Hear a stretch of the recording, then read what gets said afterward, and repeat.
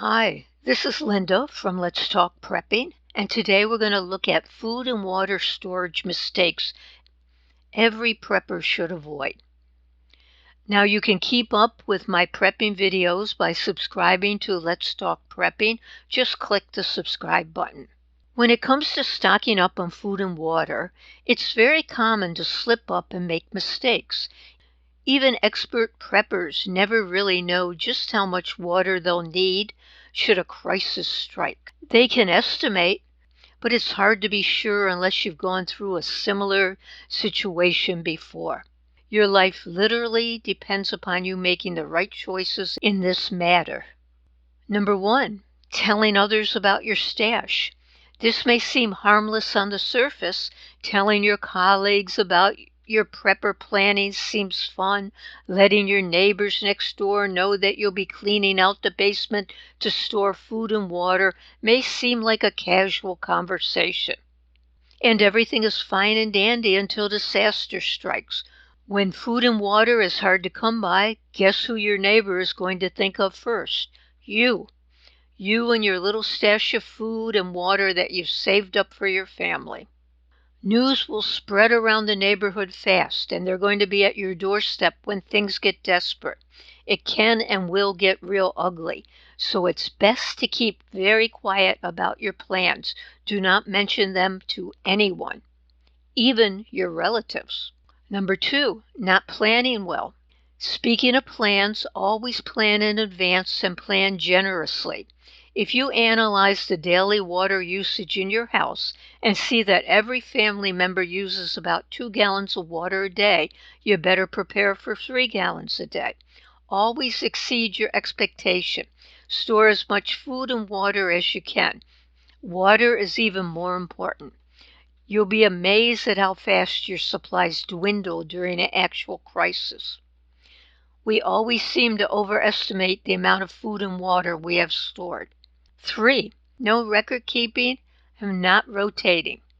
During peaceful times, keep a journal to keep track of what foods you've purchased and when they expire. This will allow you to know where you stand as far as food and water supplies go. Do not rely on memory. The more supplies you get, the more difficult it will be. Always rely on pen and paper to keep track. Forgetting about the pets. Your pets need food and water too. Remember them when you're planning for a crisis. Number 5, overeating. A very common mistake that people make during a crisis is they don't ration their supplies. I'm going to make a video soon on how to ration your calories during the hard times.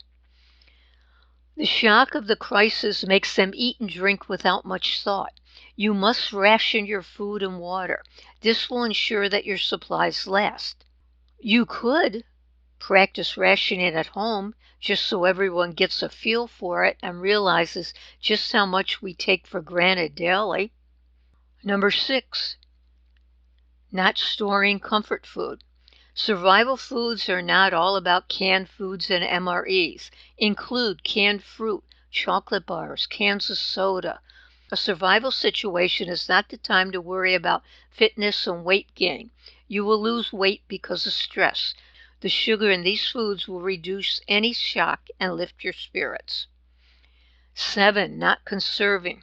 During a survival situation, conserve your water and be very mindful of how you use it. Conserve, reuse, and be aware at all times. Even if you have sufficient supplies, always err on the side of caution. Number 8, poor location. Store your foods in a cool and dry place that is free of pests and rodents. Avoid placing your supplies on the floor. Always use shelves so the supplies are off the ground. When storing supplies, the newest stocks go to the back while the older stocks come to the front. This will make it easier to consume the foods that are older first. 9, storing food that you don't like. Store foods that you like eating. Canned foods, freeze-dried foods, etc. are preferred by most people. Do not make the mistakes of only storing MREs.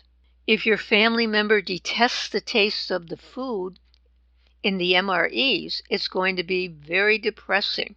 Have a mix of all types of food that don't perish fast. One good way to get everyone's taste buds acquired to the food supplies will be to have one meal a week where everyone eats food that are similar to the ones being stored.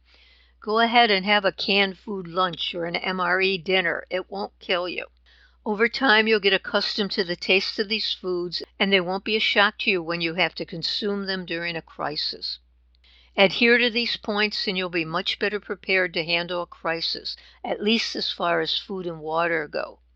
Always remember, when disaster strikes, the time to prepare has passed. Start early, start today, and start prepping now. Be sure to like the video, subscribe to my channel, comment, and thank you so much for watching.